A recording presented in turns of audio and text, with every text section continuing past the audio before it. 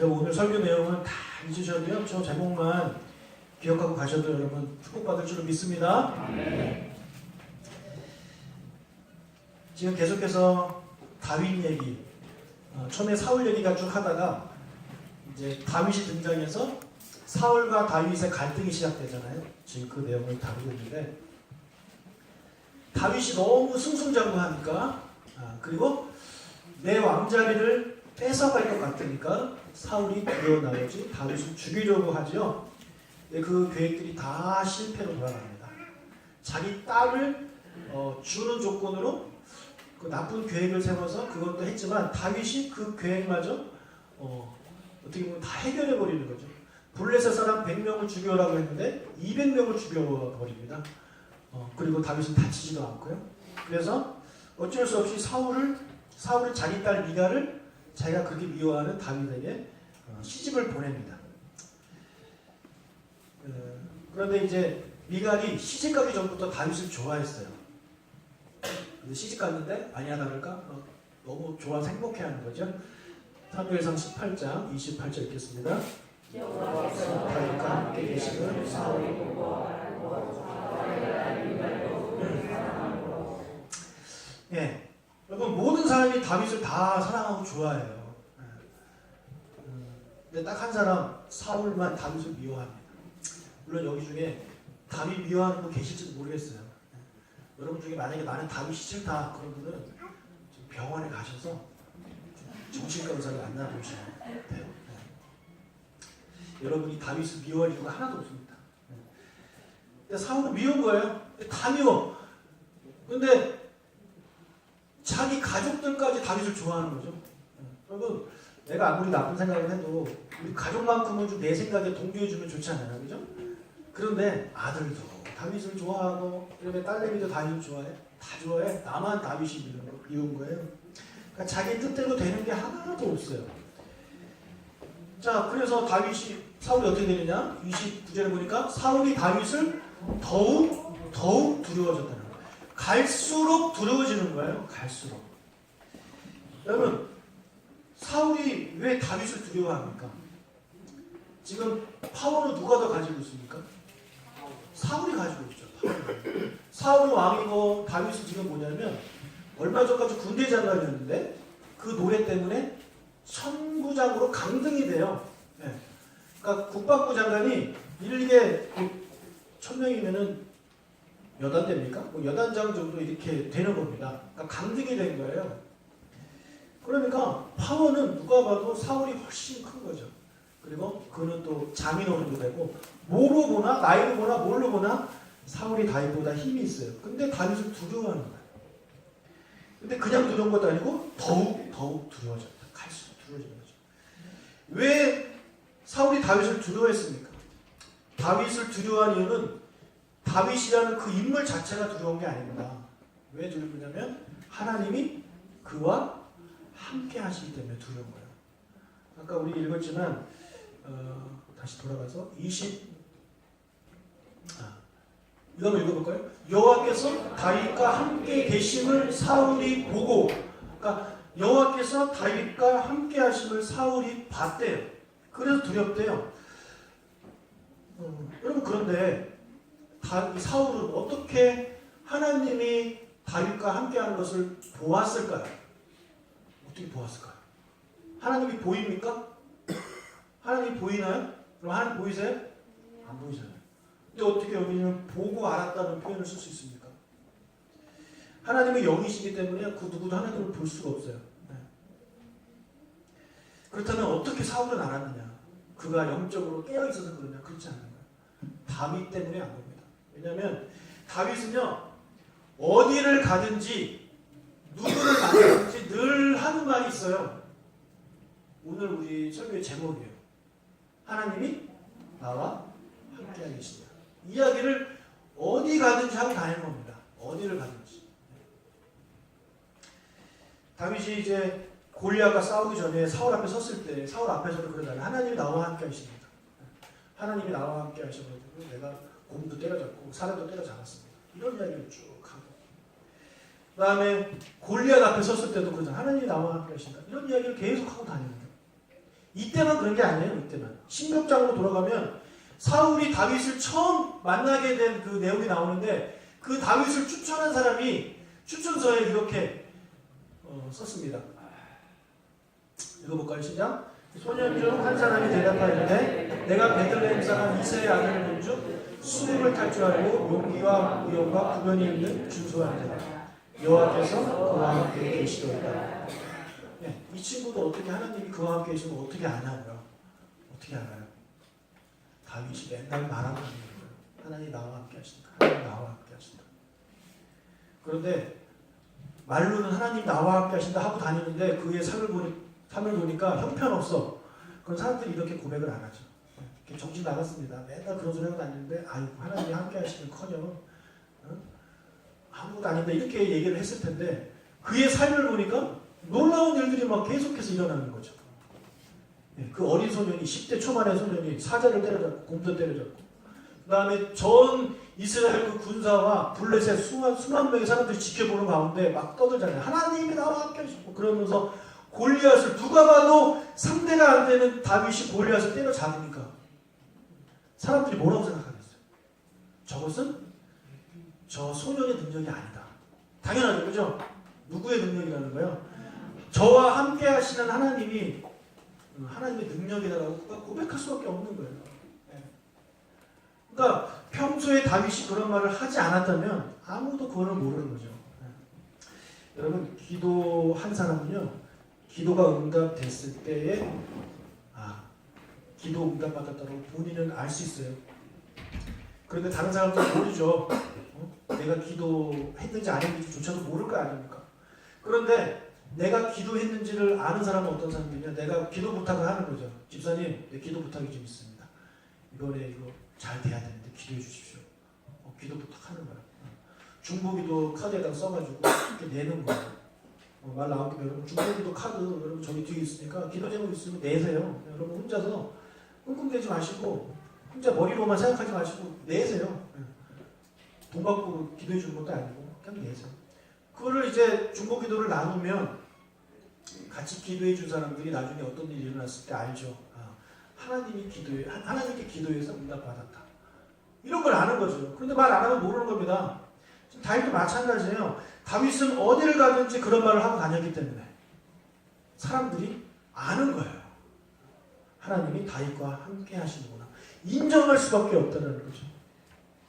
여러분 하나님이 여러분과 함께 하십니다. 믿으시면 아멘 하시기 바랍니다. 이건 무조건 아멘 해야 돼요. 그런 아멘 해서 나쁠 게 하나도 없어요. 저도 어디 딴 데 가서 목사님 설교 들으면 아멘 잘 안 하는 사람 중에 하나입니다. 자꾸 아멘 시키지 그러는데 여러분 이건 해야 돼요. 하나님이 여러분과 함께 하십니다. 아멘. 아멘.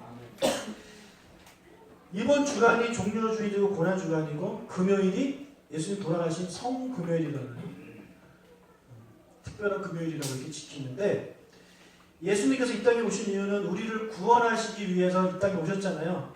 예? 이 땅에 오셨어요. 우리를 구원하시기 위해. 그 목적이 있고 또 다른 목적이 하나가 있어요. 예수님이 이 땅에 오신 이유가 이사야 선지자가 아주 오래전에 이런 예언을 했습니다. 7장 14절 읽겠습니다. 그러므로 주께서 친히 징조를 우리 주실 것이라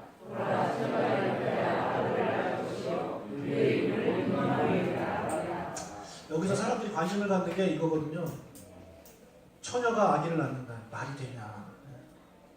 여러분 저거는 중요한 게 아니에요. 중요한 건 뭐냐면 그 메시아 이름이 뭐라고요? 임마누엘. 임마누엘 뜻이 뭐냐? 마태복음 1장 23절을 보면 번역을 해놨습니다. 이를 번역한즉 하나님이 우리와 함께 계시다 합니다.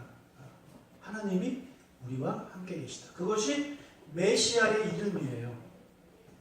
그러니까 예수님의 이름은 누가 지어준 거냐? 천사가 이렇게 예수를 하라면서 지어줬지만 그 전에 훨씬 오래전에 앞으로 오실 메시아의 이름은 임마누엘이라 할 것이라고 그렇게 성경에서 예언을 해놨어요.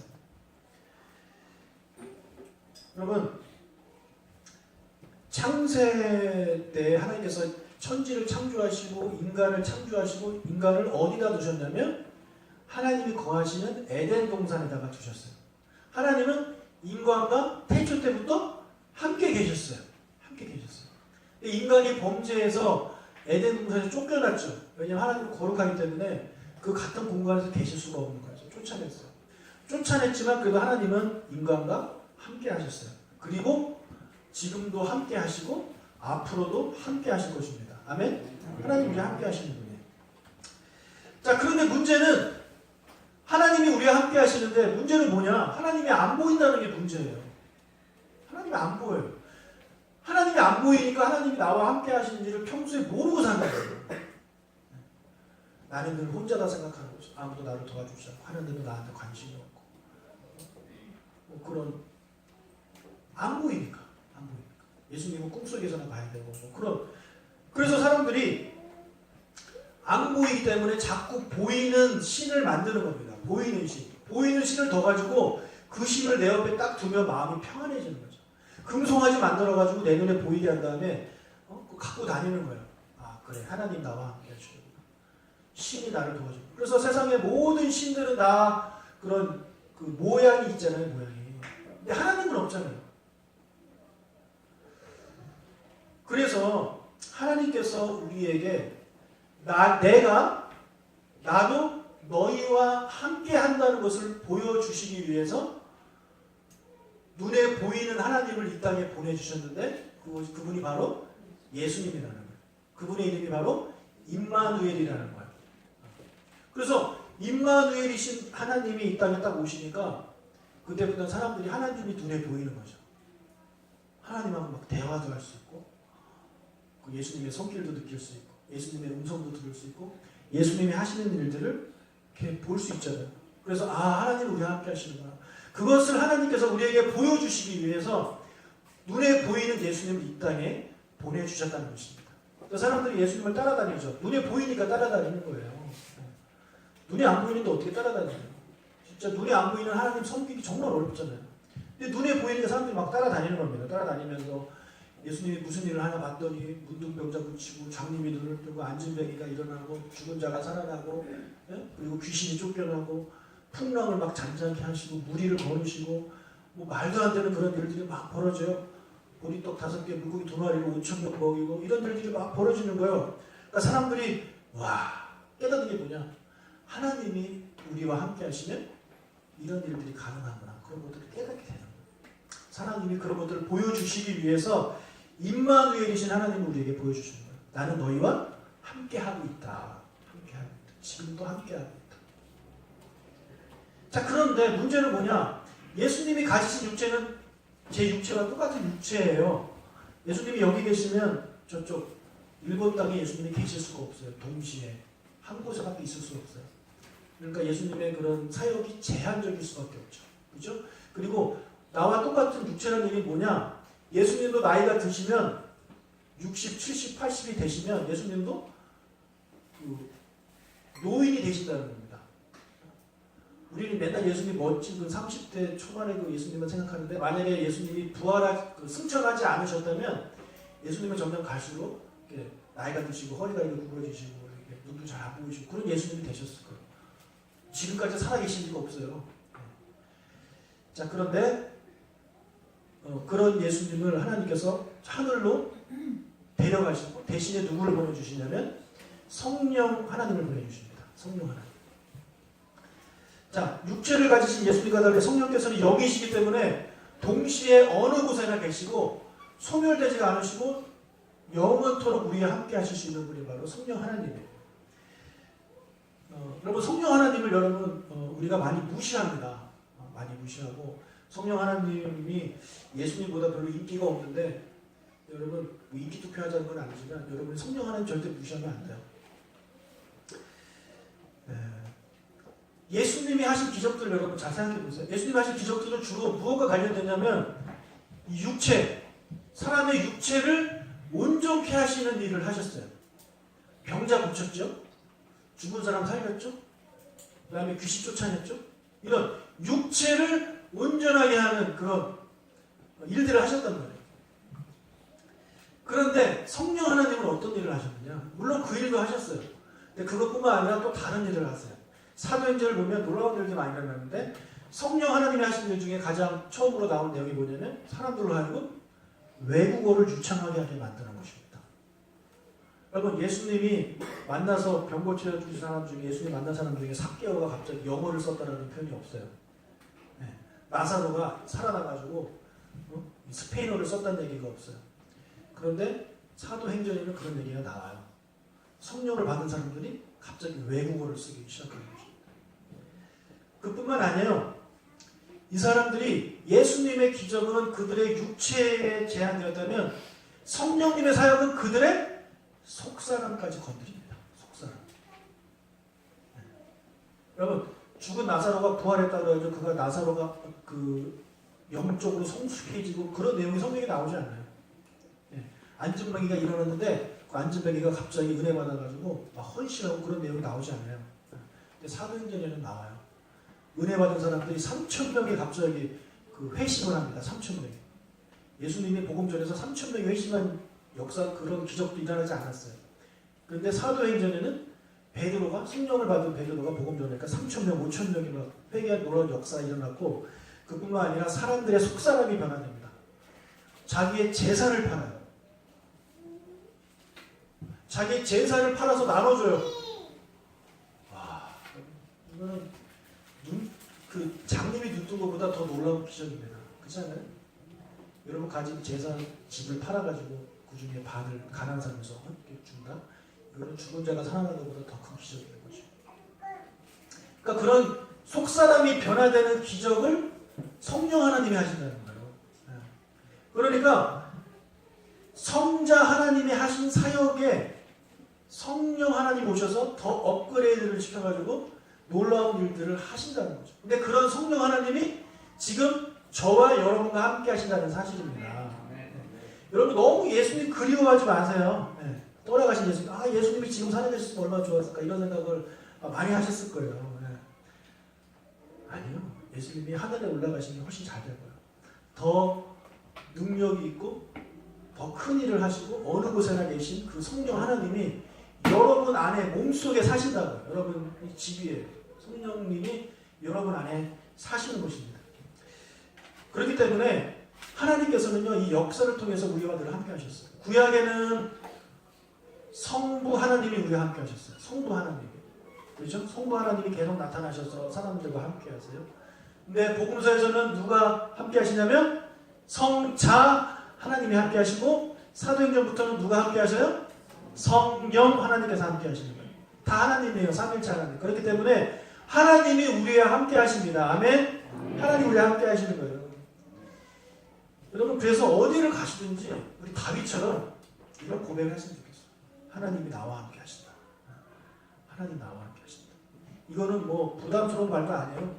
그냥 하면 되는 거예요. 하나님 나와 함께 하신다. 이런 고백을 여러분들이 해야 된다는 거죠. 여러분 하나님이 나와 함께 하신다고 해가지고 내가 자동적으로 하나님과 함께 하는 건 아니에요. 누군가가 나를 막 따라다녀. 내가 좋아가지고 나를 좋아해서. 그래서 내 옆에 그 사람 나와 함께 하는데 나는 마음이 딴 데가 있어요. 그 사람 내 옆에 있든지 말든지 신경도 안 써요. 네. 그러면은 이 사람은 나와 함께 하고 있지만 나는 이 사람과 함께 하는 게 아니에요. 나는 내가 좋아하는 사람과 함께 하는 거예요. 지금 그렇게 되는 거죠. 성령 하나님이 여러분과 여러분 옆 안에 거하시면서 늘 여러분과 함께 하시는데 우리의 마음은 다른 데가 있는 거죠. 다른 데에 기웃거리고 있는 거예요. 근데 우리가 하나님이 나와 함께 하신다는 고백을 하고 다니기 시작하는 순간 나는 하나님과 함께 하게 되는 거예요. 그래서 다윗과 같은 삶을 살 수 있게 되는 거죠. 우리가 하나님과 함께 하게 될 때 어떤 변화들이 일어나느냐, 뭐 여러 가지 있겠지만 오늘 두 가지만 간단히 말씀드리고, 첫째, 담대해집니다.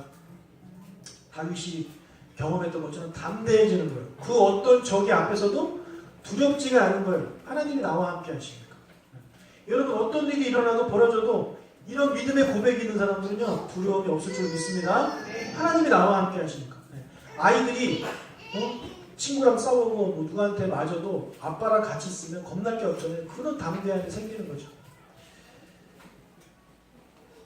자, 두 번째로 하나님이 함께 하신 자에게 주어지는 그 좋은 결과가 뭐냐? 지혜를 얻게 되는 거예요. 지혜를. 여러분 뒤에서 애기 소리 나니까 궁금하시죠? 한번 보세요. 알아왔어요, 알아? 알아가 자기 온 걸 알아주라고. 저런 거예요. 여러분 지혜롭게 행합니다. 하나님이 함께 하신 자는 지혜로운 사람이 되게 되어 있습니다. 사무엘상 18장 14절이었습니다. 다윗이 그의 모든 일을 지혜롭게 행하니라 여호와께서 그와 함께 계시니라. 네. 애기 소리 들리니까 좋은데 나가지 마요.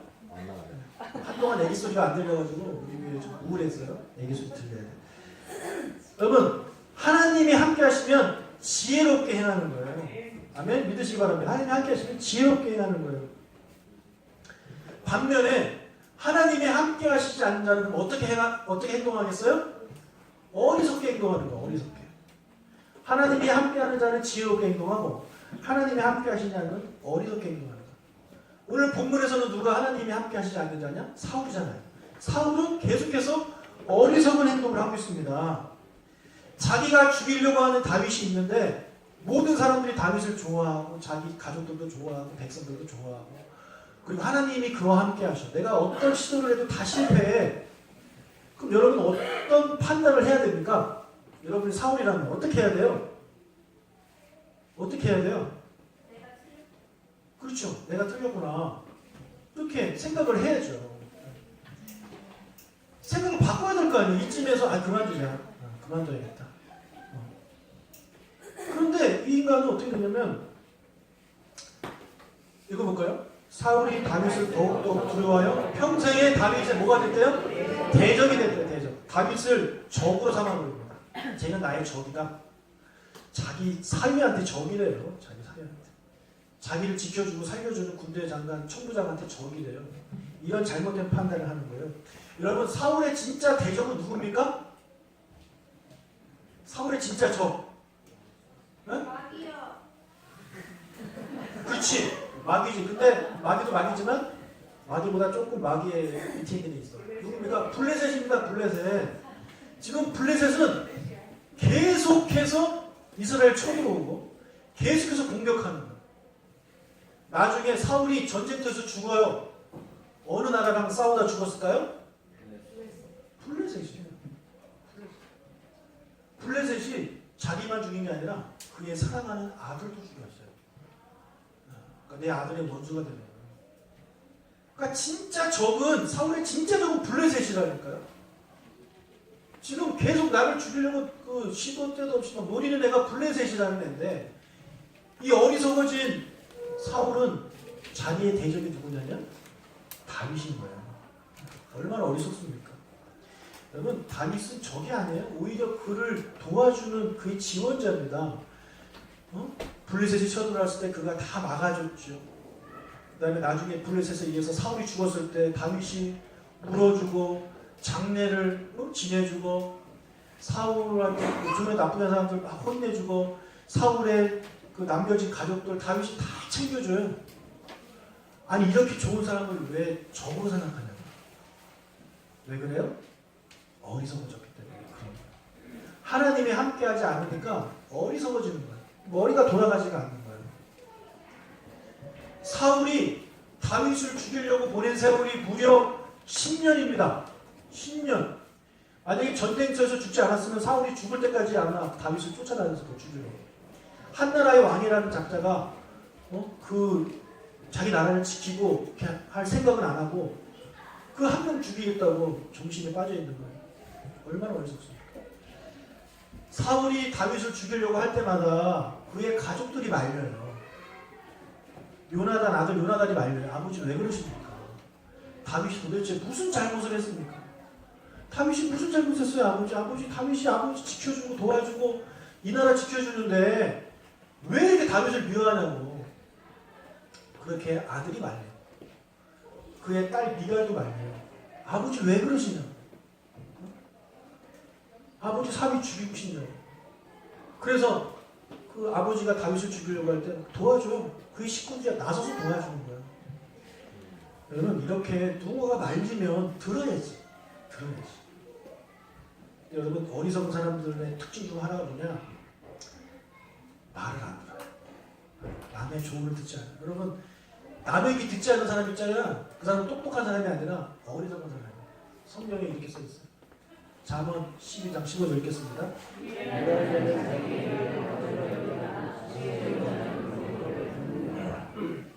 여러분, 지혜로운 사람은 남의 권고를 듣는데요.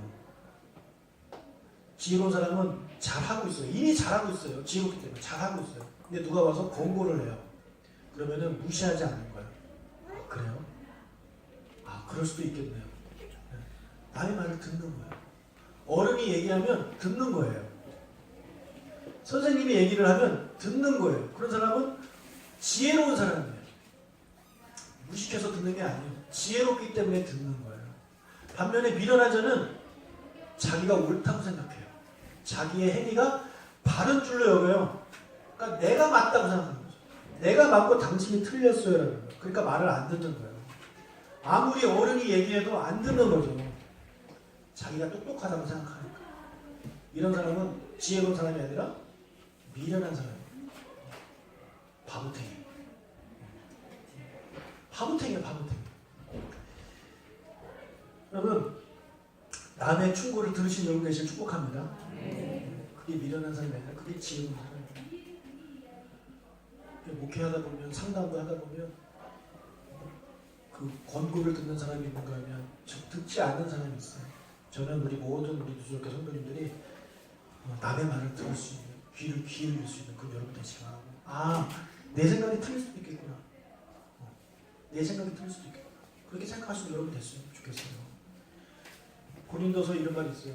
선주로 생각하는 자는 넘어질까 조심하라는 말이 있어요. 자기 자신이 섰다고 생각하는 거예요. 근데 누가 봤을 때 당신 지금 넘어져 있습니다. 일어나십시오. 이렇게 말했을 때 그래요? 들어줄 수 있는 사람. 그런 사람이 성숙한 사람이고 지혜로운 사람이에요. 만약에 여러분이 사울이라면 여러분 이 문제를 어떻게 해결해야 되겠습니까? 다윗이 미워 죽겠어요. 아주 꼴도 보기 싫어요. 내 눈앞에서 사라졌으면 좋겠어요. 그럼 어떻게 해결해야 되겠어요?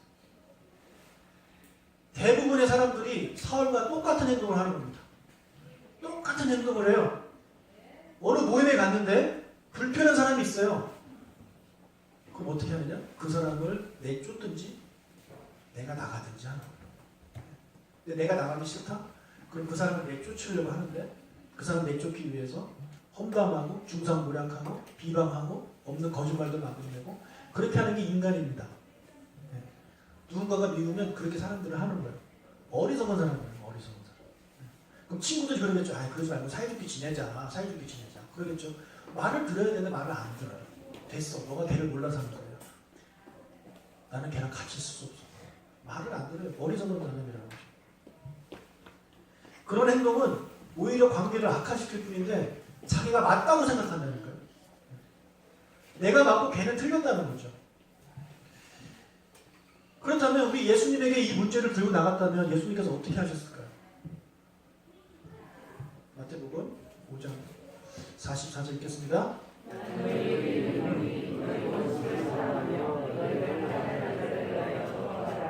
예수님의 방법은 뭐냐면 원수를 사랑하고 기도하라고 하니까 되게 부담이 갈 수 있는데 쉽게 말하면 이거예요. 그 사람과 친해져라 이거예요. 그 사람과 친해져라. 친해져라 이거예요. 너 걔가 너무 미워? 걔 때문에 너무 힘들어? 그럼 친해져. 너가 친구 되죠. 여러분 나무가 친구 되주려면 어떻게 해야 돼요?